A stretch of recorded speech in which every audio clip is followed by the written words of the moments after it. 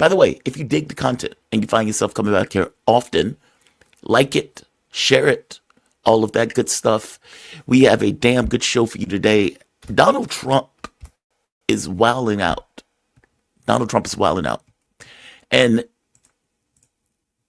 I'm not going to preempt this, but it seems that he doesn't just want to be a president. He wants to be a great president. This doesn't mean I'm going to like everything that Donald Trump does, but follow me with this. Trump is trying to end the war in Ukraine with hundreds of thousands of people being killed. Trump was able to get a ceasefire in Gaza. Now, yeah, he's trying to do this humanitarian thing of pushing people out, but say for the moment that the ceasefire holds. Okay, those would be two wars that Trump ended. Add to going with North Korea and making amends with North Korea. Okay, that's three conflicts that he is effectively tamping down on. Then he went even further than I have ever heard an American president go. In one sense, he acknowledged that Joe Biden's trying to get Ukraine into NATO was the reason for the war, which is, again, as I always make this point of context matters, framing matters. How you set up your language gives you some hint as to what the person is trying to do because the language is effectively form is following the language. Trump went further, however, and he went so far as to say he wants to make a deal with Russia and China to end the hostilities that all of these countries are engaged in. And in making the deal with Russia and China to draw down the military budget, right here. Think about what I'm saying here. Trump is effectively saying that he wants to slash the U.S. military budget by 50%, that bloated $1 trillion budget. He's like, why are we spending this money? Why are we doing this? Why can't we just, put these issues to bed, have a conversation about it, nail things down, and then all of us slash our budgets by 50%? That is astonishing. I can't even believe I'm hearing it, to be honest. This is Trump saying what no U.S. president in my lifetime has ever said. And yeah, if I'm shocked, if I seem to be shocked by it, I am. He seems serious. One of the first meetings I want to have is with President Xi of China, President Putin of Russia, and I want to say, let's cut our military budget in half, and we can do that. And I think we'll be able to do it. Elon Musk identify. One of the first meetings I want to have is. That is astonishing. That is astonishing. I'll play it again. Just want to be clear. One of the first meetings I want to have is with President Xi of China, President Putin of Russia, and I want to say, let's cut our military budget in half, and we can do that. And I think we'll be able to do it. Elon Musk identify. One of the. That is amazing. That is amazing. That is amazing. Now, again, the key point here is, does he mean it? Does he mean it? He seems to be taking a different tact on the issue of foreign policy. And from Trump's point of view, that tact seems to be, what is the point of these senseless wars? Why are we spending this much money with these wars? And it's one of those questions that I used to have where it's like, why can't you make peace? Why can't you have conversations with these leaders to come up to some assessment of the world where you acknowledge, okay, there are things that you care about. And in those things that you care about, I would acknowledge those things if you acknowledge the things that I care about. Meaning, if you attend to my security interests, I will attend to yours. And we do not need to continuously be at each other's throats, building a new nuke, building a new platform, building something else where we can effectively destroy the world 20 times over. That is astonishing. Trump has followed this up with scaring the shit out of Europe and has been very clear, Europe is not our priority going forward. Europe is Europe's priority. America has issues that we need to deal with. This is the new norm.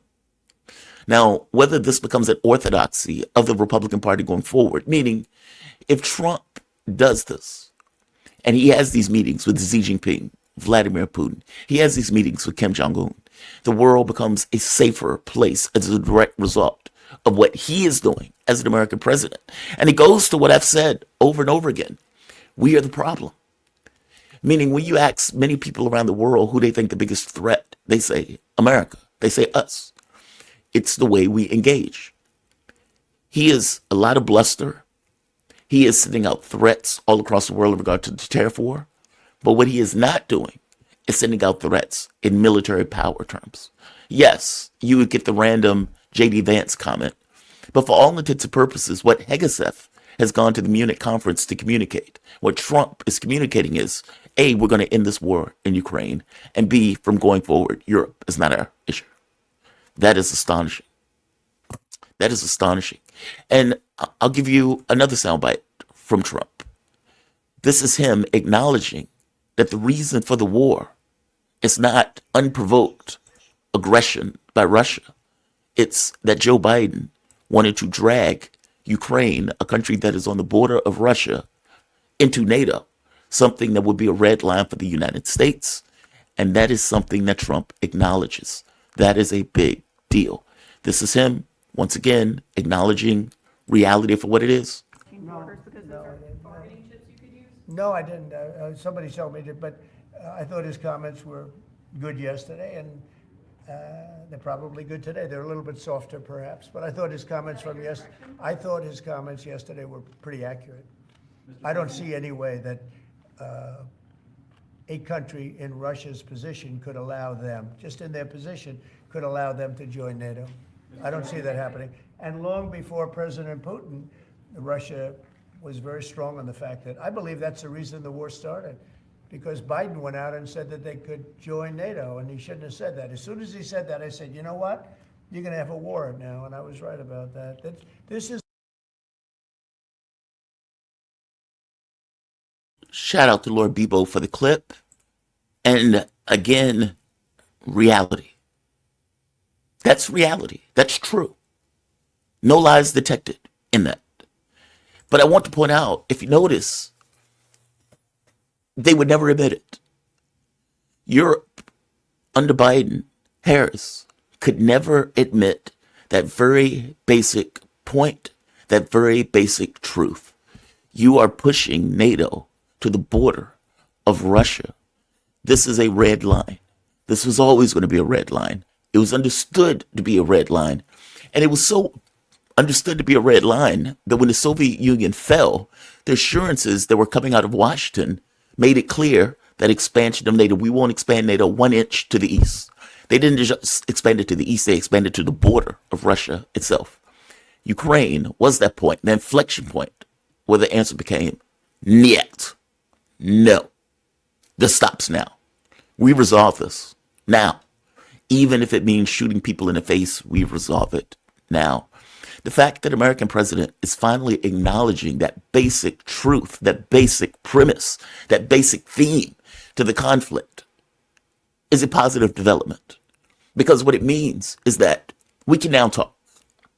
Like, we are on the same page in regards to our framing of the main problem in the process that has not just started the war, but propagating the war as it goes forward. That is a big deal. Again, whatever you think of Trump is secondary to the point that ending a war is a good thing. A war that should have never started, a war that has consumed hundreds of thousands of human beings, some of which brave, some of which not. Human beings nonetheless, thrown into a meat chipper for nothing, for no good reason. If he is willing to end this, God bless him for doing so. Whatever else going on with Trump aside, that is a good thing. That is a good thing. Hegeseth is in Europe. And as I said, Hegeseth have been freaking Europeans out because Hegeseth has effectively told them, you are living in a fantasy world. And I think he even used the term fantasy world. Reality is different. It's not about what you like. It's not about what you want. There are hard realities, there are constraints on reality that we need to acknowledge that you and Europe are not. We, US, is no longer going to play in this game. You need to work this out on your own. This is Hegeseth making the point like, look, you can talk all this stuff about values you want. Hard power is different. Right here. Hegeseth breaking it down to Europe, giving them their new rule set going forward. As President Trump has said, but it's not enough. Nor is 3%, nor is 4%, more like 5%. Real investment, real urgency. We can talk all we want about values. Values are important. But you can't shoot values. You can't shoot flags, and you can't shoot strong speeches. There is no replacement for hard power. As much as we may not want to like the world we live in some cases, there's nothing like hard power.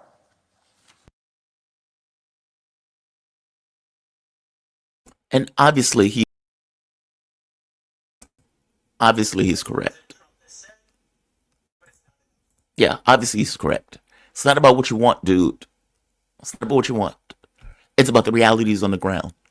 And the idea that you are somehow going to be with Ukraine for as long as it takes and push Russia back to some border when the reality of it is Ukraine is undermanned, undergunned, and is a beaten country where they have lost 20 to 25% of their territory, and their capability of withstanding the Russian advance weakens day by day by day. Europe is not putting in troops. And if they do, they will be immediately targets because they would have to be immediate targets. So he is breaking down U.S. policy going forward to Europe, which is somewhat of a dramatic departure from what U.S. policy has been with Europe for the last 50 years. This is astonishing. I think people need to reconcile this new norm that Donald Trump is trying to create on an international stage and international order. And if he is legit in what he wants, meaning, yes, I want to meet with Xi Jinping. Yes, I want to meet with Vladimir Putin. Yes, I'm going to end this war in Ukraine. Yeah, I'm going to maintain the ceasefire. Yeah, I'm going to talk to Kim Jong-un. We're going to get back on the same page. That is tremendous. That is called world peace. Call it what it is. And yeah, it shocks me that I'm saying it. But it is what it is. It's not about my take on Trump. It's just, if that is what he is doing, and if that is his political priority on an international stage, which what it sounds like, considering it is coming out of him himself, and it is coming out of his envoy, Defense Secretary Hegseth, where he is delivering it directly to Europe. It is good. It's good. It is good. I want to play this other clip because, once again, right here. So, this lunatic from Estonia is so completely adorable right here. And she's so out of her depth and out of her mind because the Europeans are not taking this well. Meaning, this new norm that Donald Trump is creating on the international stage, A, they can't do shit about it. B, they don't like this idea of America not being entirely and totally in control of their military affairs, which is just comical. She is here realizing, oh my God, we're being left out in the cold. And left out in the cold in a way where your opinion is not necessary. Your opinion is not needed. I don't need your take on this. This is what we're doing, and you can't do anything about it. And just to make this point clear, this was done once before when Trump ended the JCPOA in the first administration. If you remember, under the JCPOA guidelines, if Iran was living up to the agreement and U.S. pulled out, Europe was supposed to make them whole. So what ended up happening, though, the U.S. pulls out, Iran goes to Europe. Hey, are you going to attend to the agreement? Are you going to make us whole? And it became clear that Europe did not have the capability of doing so. And I'm saying that to say that is even more true here. When Trump is going to NATO saying you need to now pay 5%, well, they weren't even paying 2%. 5% is a complete deal breaker. Okay, well, what does it mean to NATO when the U.S. effectively pulls out, whether in actuality or whether in spirit? What does it mean to NATO? And Europe is reconciling this and is not handling all that well. They are now realizing that their position as a vassal leaves them out in the cold in any real decision that is taking place in regards to the war. This is, I believe she's from Estonia. This is the woman that Scott Ritter was talking about the other day. Kindness, I believe her name is, a lunatic, the mighty the Austria, as if somebody was going to care. And yet she's sitting here saying the most adorable thing in the world. Agreement. So without us at the table, you can agree on whatever, but it will just simply fail because of the implementation is not there. Any quick fix is a dirty deal that we have seen before when it comes. You need Europe and Ukraine to also implement the agreement. So actually, you don't. Actually, you don't. If we are putting all of this money into the process, if we're sending all of these weapons, the moment the weapons stop, the moment the money stops, the war stops. Full stop. She's very cute and adorable, and I'm sorry that maybe, me being a guy. But what she's saying here is ludicrous. You don't matter. You're just Estonia. You don't matter. You don't matter. That may be difficult to reconcile, but it is indeed true. Estonia does not matter. Here's Hegseth being told that they are betraying Ukraine. This is a betrayal. This is a betrayal. This is British press, again, not liking the new reality that they are having to deal with. That being, the United States is going to end this war, and we are going to leave Europe to its own devices. We have our own concerns. Isn't your plan for Ukraine actually a betrayal of all the Ukrainian soldiers who gave their lives defending the whole of their country? And isn't it just a reward for dictators who use military strength to take what they want? Well, that's your language, not mine. Certainly not a betrayal. As I said to our allies yesterday, we recognize the incredible commitment that has been made over many years. And no country, as the President Trump has pointed out, has made a larger commitment to the Ukrainian mission than the United States of America, north of $300 billion. So the United States has invested in stabilizing those front lines after the aggression of Russia. There is no betrayal there. There is a recognition that the whole world and the United States is invested and interested in peace, a negotiated peace. Betrayal. Is it a betrayal? About that just for a little bit before my guest comes. The betrayal in this is not Trump. The betrayal in this is Europe and Joe Biden. The idea that Ukraine was going to beat Russia when it was always existential from the Russian point of view was always nonsense. The best that they were going to get is what they got, which was undercutting, trying to damage Russia in some way. Russia withstood it all, militarily and economically. The point I'm making here is they pushed Ukraine into a war that Ukraine was never going to win. And Joe Biden was never going to give Ukraine what it needed to potentially win, because if he did, it would have ended up in a nuclear war. This was reported that there were back-channel communications going on between Russia and Moscow, and there was this tacit agreement of sorts of limits on Ukraine's capability in that war. If you notice, it was always, we will give Ukraine this weapon system. You go for several months, we will give them another weapon system. Meaning, why do you think that Joe Biden was doing that, this kind of weird piecemeal, we'll give them a little bit at a time stuff? They were doing that because he understood that if it ever got to a point that Ukraine could, let's say, be a real threat, they are a real threat, don't get me wrong, but I mean a threat to the existence of Russia, meaning Russia was losing, nuclear weapons would have been on the table. The U.S. knows it. So This idea that the U.S. was going to be with Ukraine for as long as it takes was always nonsense. Could they damage Russia in some way? Yeah, potentially. Could they economically damage them in some way? Yeah, potentially. Were they ever going to win it? No. The betrayal is not ending the war. The betrayal is getting them into the war in the first place and egging them on, as opposed to coming to some kind of terms that ended it. When Putin was out there calling for UN security resolutions, or not resolutions, but calling for a new security architecture of Europe, the West didn't want to talk about it.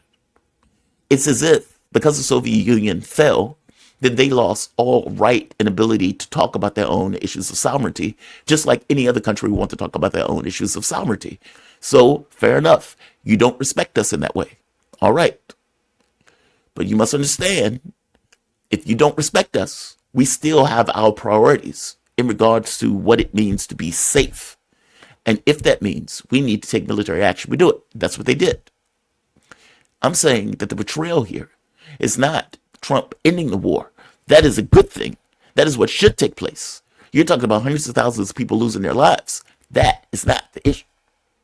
The betrayal is Joe Biden getting them into it in the first place. The betrayal is gassing their heads up, thinking that they're somehow going to win. The betrayal is not fulfilling the Minsk agreements 1 and 2. The betrayal is blowing off the Istanbul agreements, pushing Zelensky into not accepting a deal that would have saved hundreds of thousands, if not a million people. That's your betrayal. Let's be very clear about that. So asking Hegseth, hey, aren't you betraying Ukraine by doing this? No. No. We put in $300 billion into a failed campaign. That was done by Joe Biden. The failure to the American public, the betrayal to the Ukrainian government, or for that matter, to Ukraine as a whole, it's not with Trump. It's not with Trump. They are living in a fantasy land. Hegseth is completely correct. Reality is something different. It's not about, the blind guy may want to drive the car, but the reality is that the blind guy is blind and shouldn't get behind the car. People have to deal with realities and limitations every day. It's not that you're going to get everything that you want in life. Most of the time, you don't even get half of what you want in life. It doesn't matter that the U.S. wants to overthrow a government. It doesn't matter that Europe wants to break Russia into these fiefdoms where they would have more control over Russian resources and everything. None of that stuff matters. Can you do it? And the answer has been decisively shown to be no. And Trump has gotten in his mind, I'm going to look out for America first. And what that means is wasting money in Europe is a pointless endeavor. Pissing around in Ukraine is a wasted endeavor. Trump's priorities seem to be China. We need to focus on the Pacific. That is our priorities. That's what we need to do. This other stuff about you and you guys haven't, we're out. That's not a betrayal. That is a positive development. Considering that if this just kept going, meaning if the U.S., as Trump just said, I'm going to let it play out. What do you think happens? Ukrainian military collapses. The government may collapse. And not just may collapse, Russia may expand all the way to the border up with Poland. Which, I'm telling you, from a European point of view, it would freak them out that much more. Russia does not want to take West Ukraine. Many of those people are racist. Many of those people hate Russians. That is not what they want. Russia did not even want to get involved in the war in the first place. They were pushed into it because all of the stuff is happening on their border. Go back to the Burns memo, where Burns pointed out that in 2008, when NATO membership was offered to Ukraine, the Bucharest summit, that Russia put out very clearly, this is a no. Fail.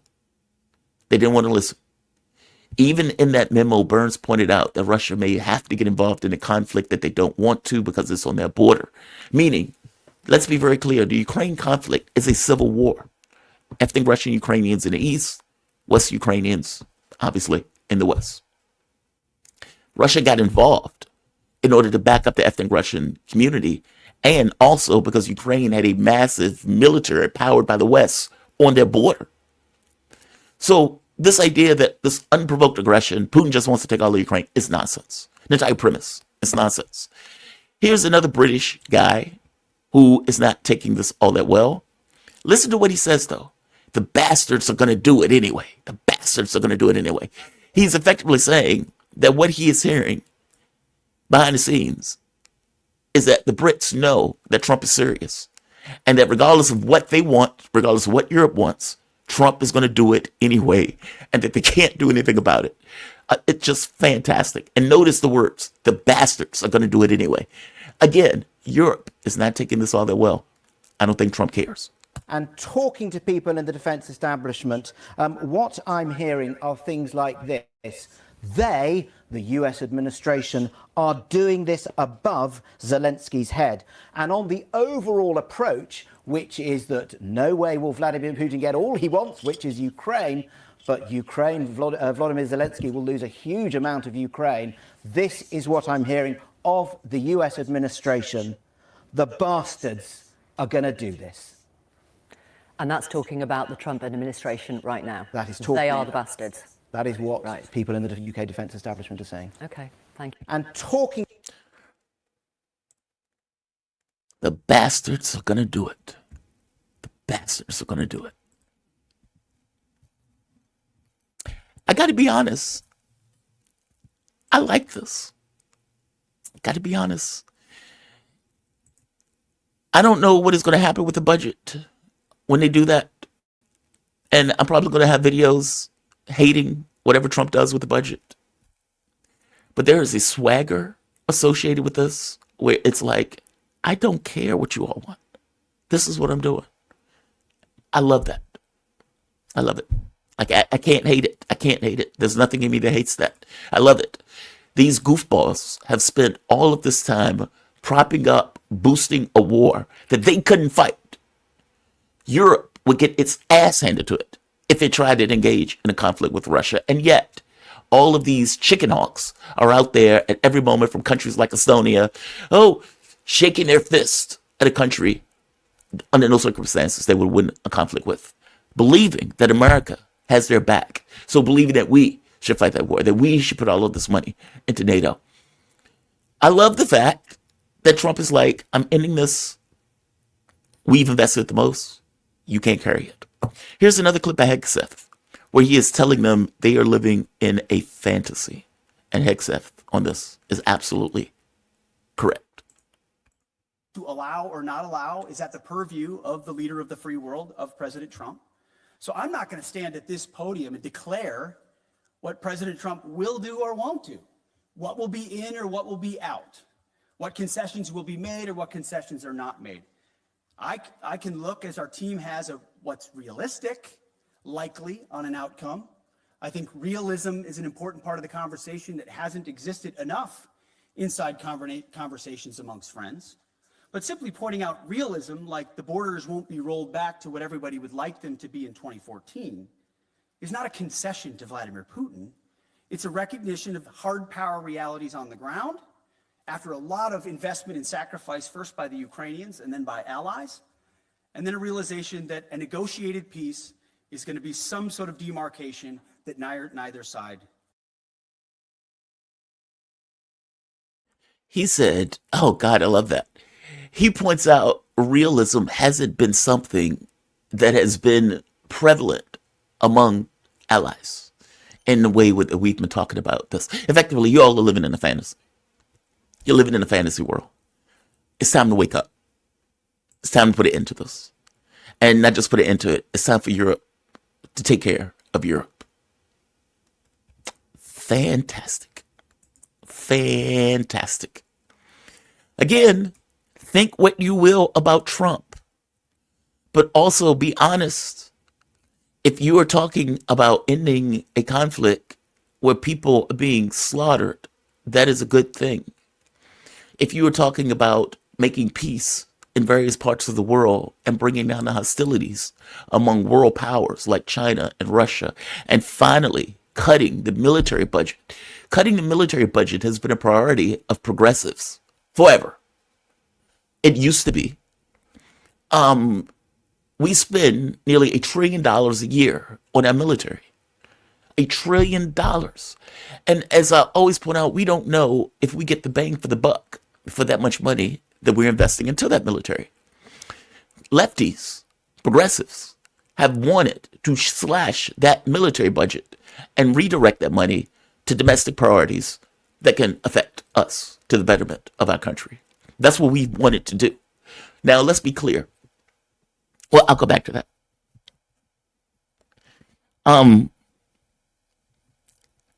The idea that a Republican is putting this out is shocking. Be honest. It's a shocking thing. Now, whether he has power to do it is always the issue. Whether he can pull it off is always the issue. But I think he's hitting upon something else.